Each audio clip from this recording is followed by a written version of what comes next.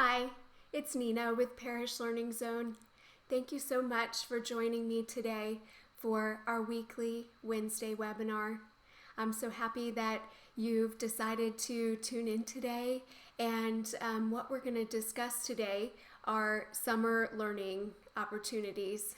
And I know that this year is a little bit different than past years, and it's a little disorienting and confusing to think about summer and what to do for the kids and enrichment this summer, because the summer looks different than any other summer.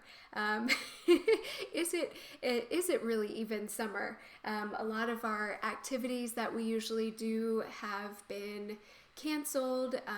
A lot of schools and organizations and parks that usually hold our camps and our summer activities have canceled them, and a lot of places that we would normally go for enrichment during the summer are closed, and so it's become a bit confusing to figure out as a parent what to do for summer enrichment.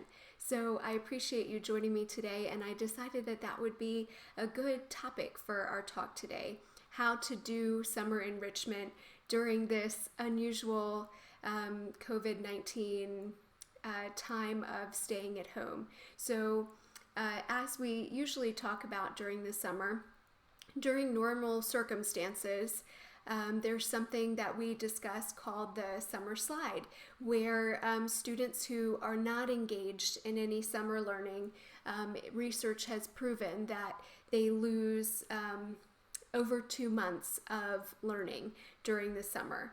And this usually most of the loss is from their math knowledge, although reading is also affected. And this summer learning loss affects students more the older they are, and so the students in the upper grades have more learning loss over the summer than students who are in the lower grades, although it certainly affects all students. So for many summers now, we've been talking about summer learning loss, and one of the things that we usually discuss is that programs, academic enrichment and camps and extension programs, even if they're not 100% academically focused, are one of the best ways that parents can combat, and can fight against some of this summer learning loss. So even if it's not an academic camp, having a wide range of experiences over the summer is really something that parents can do to help students learn new skills and retain some of the skills that they've learned during the school year, and explore different interests that they may have. And usually that's pretty easy to find around the community, but this year it presents a little bit more of a challenge. So if you're just joining, thank you so much for joining us today. And what we're going to discuss is how to still find summer enrichment opportunities during this unusual time where it might not be possible to go to an in-person camp, or go to a museum, or get together in a big group for an activity like we maybe normally would. So what I'm going to do is I'm going to present you with 5 different categories of ideas. First of all, in line with this, something that we're doing at Parish Learning Zone is usually we offer in-person camps and summer enrichment, as well as in-person tutoring and online tutoring for groups and individuals. And so this summer, because everyone is needing to stay home and not get together, we are offering a variety of different, really exciting, fun enrichment classes, workshops, and webinars at all different price points, including these weekly webinars, which are free, and some other opportunities throughout the summer for free enrichment for families, because I know that's a need that people have. But we're also offering enrichment at a variety of different price points, starting at very affordable, around $25, and These are to appeal to a variety of interests. We have practical writing workshops where students can learn to write a resume and fill out a job application and write a professional email to an employer or perhaps a professor. We have a mindfulness workshop called Mindful Mondays where students can learn to refocus and center themselves and have some help dealing with some of the difficult emotions and difficult things that have come up during this quarantine time. And we also have a workshop that is a writing boot camp to help students prepare with a middle school English teacher for the upcoming 8th grade writing SOL, and so that's for upper elementary and middle school students. Just like normal, we have our STEM camp, and we're going to have a couple of those, but this year they'll be virtual. So our first STEM camp is for engineering, and we'll be doing several different, I think 4 different engineering challenges that students can do from home with materials that you have lying around the house. And none of these workshops or camps will need the parent to buy any special supplies, with the exception of our book club that does require you to buy a book on Kindle or to order a book on Amazon. That's the only one that requires any sort of special supplies. We also are offering a creative writing camp where students can get a little bit more writing and practice writing in a variety of different genres. And they can also explore types of writing that maybe they have not had a chance to try at school. And for the little kids, we're doing a fun adventure with Flat Stanley. And so they can travel the world and see different places and read Flat Stanley's book and read about his adventures and learn to write a friendly letter. And we're also, for elementary students, doing a book club, as I mentioned, where they'll read a book with a teacher and have a chance to meet with friends and peers and discuss the book. And along with that, in June, we're having a couple of opportunities to explore different math topics for elementary students. We have an addition and subtraction and a multiplication and division workshop for young students focused on learning those skills and doing some fun activities and crafts, and they get a whole take-home treasure chest of activities virtually after each session that they can try during the week. And for the older students, we're having an MLA workshop where students who are taking an AP class or college students can learn how to use the MLA format that they're going to need so much for college writing to avoid plagiarism. So we just have such a wide variety of workshops that we're offering virtually for kindergarten students all the way up through college students, and I hope that you'll check those out on our website. And those are, we'll be offering some free things throughout the summer for families, and there are also paid workshops that are offered from $25. So I hope that you check it out and find something that you like, because we would love to work with you. I have a couple of other ideas that I'm going to tell you about for summer enrichment for students, and these with links will be posted in much more detail on our website. And so 5 brief ideas. The first is there are some really cool, fun museum tours out there that you can do virtually. So the first set of links that I'm going to post in the blog that is associated with this video are different museum tours. There's one link that will take you to all sorts of art museums around the world, 17 famous art museums where you can take a virtual tour.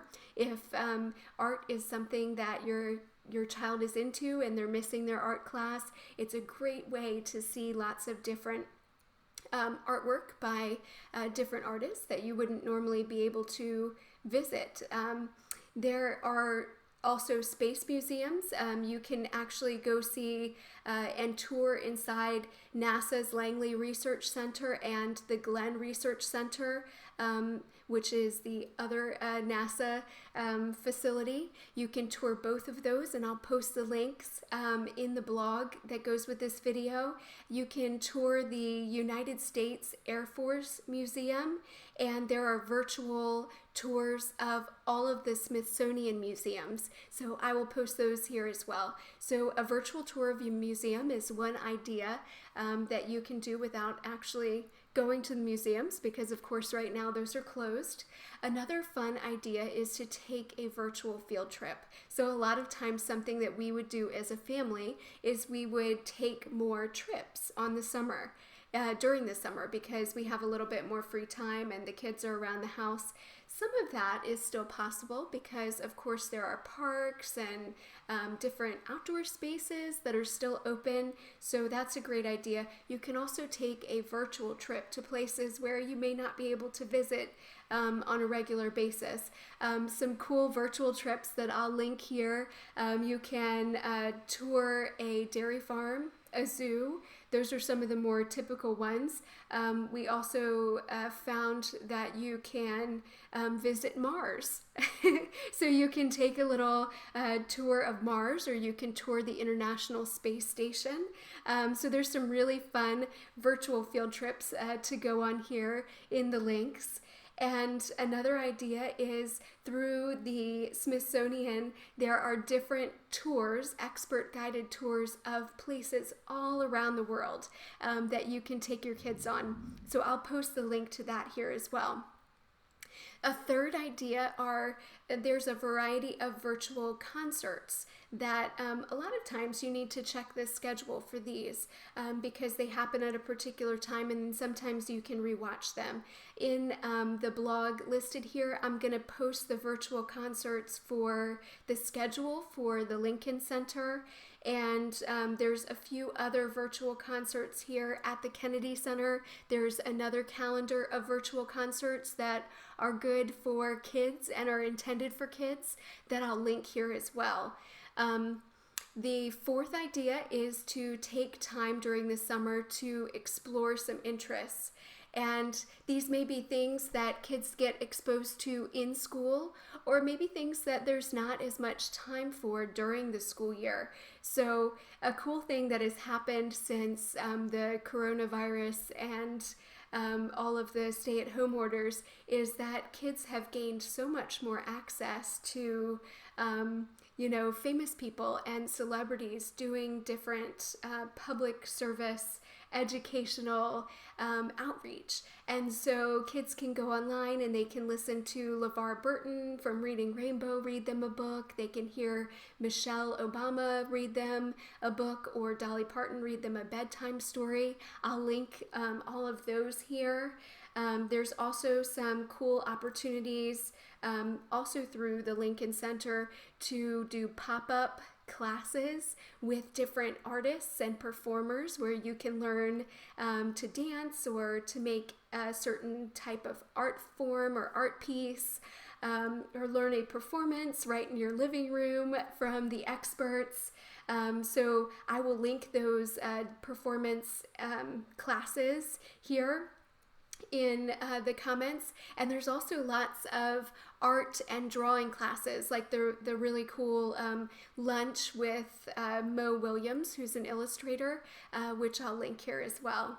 My last idea is a screen-free idea. Of course, all of these virtual things are fun and kids really enjoy them, but a great opportunity during the summer, just like it's always been, is to have some time where kids are screen-free.